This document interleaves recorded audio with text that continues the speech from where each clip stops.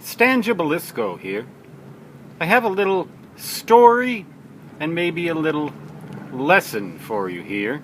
A while back I made a video about how I could prevent myself from getting irretrievably locked out of my car.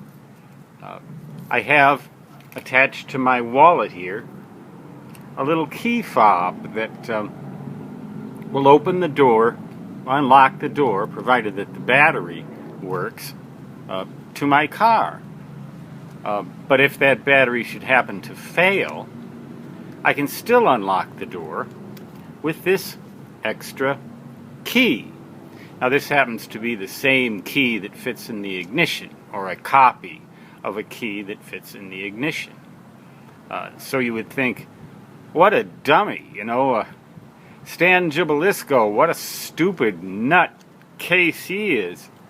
All somebody has to do if they manage to steal this wallet is look inside. They can find the driver's license. They can take the key fob, take it out into the parking lot. Say I go to the swimming pool tomorrow and my locker gets busted into down in Spearfish, and somebody goes out and although the crime rate down there is extremely low all throughout the black holes of Dakota Territory, United States of absent-mindedness, the crime rate is quite low, but it's not non-existent. If somebody were to get a hold of this wallet and steal it, they'd have the key fob and they'd have what looks like a key that would start the car. How easy to start that old car, even though it's held together with duct tape and baling wire. It is a convertible, somebody might find it attractive nevertheless. I actually got a compliment from someone once about that car. Oh, that looks like such a neat car. And here's the Gorilla Tape, the black Gorilla Tape, keeping the panel from falling off the side of the vehicle. Well, whatever. It's still a drivable car.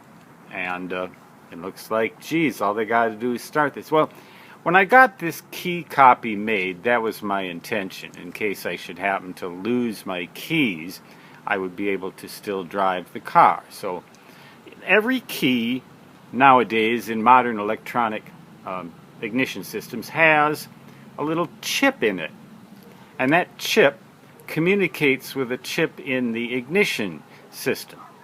And unless the communication is established, the key won't work. It won't start the car. It may unlock the car, which this key will, but it won't start it, or at least it won't keep it running if it does start it.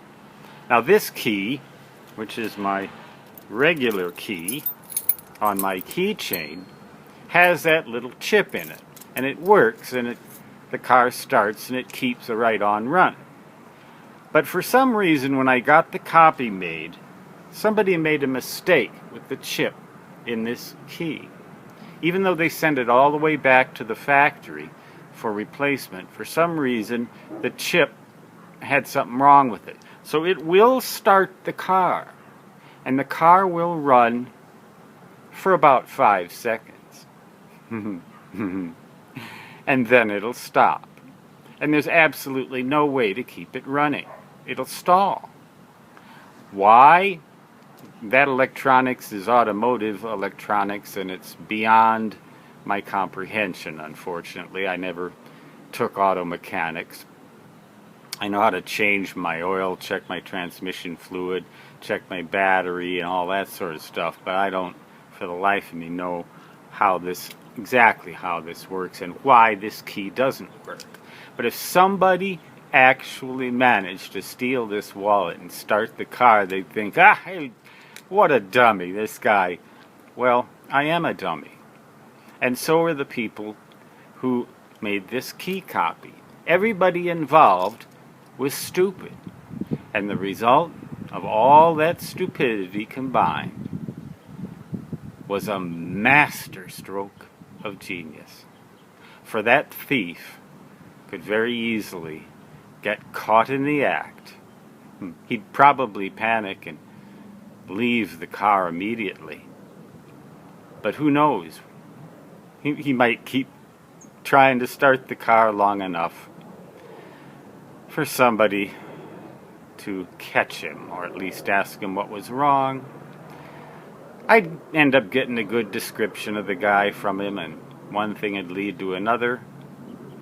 And the taxpayers of the state of South Dakota, United States of Absurdity, would end up paying for the room and board for another inmate for a long, long time.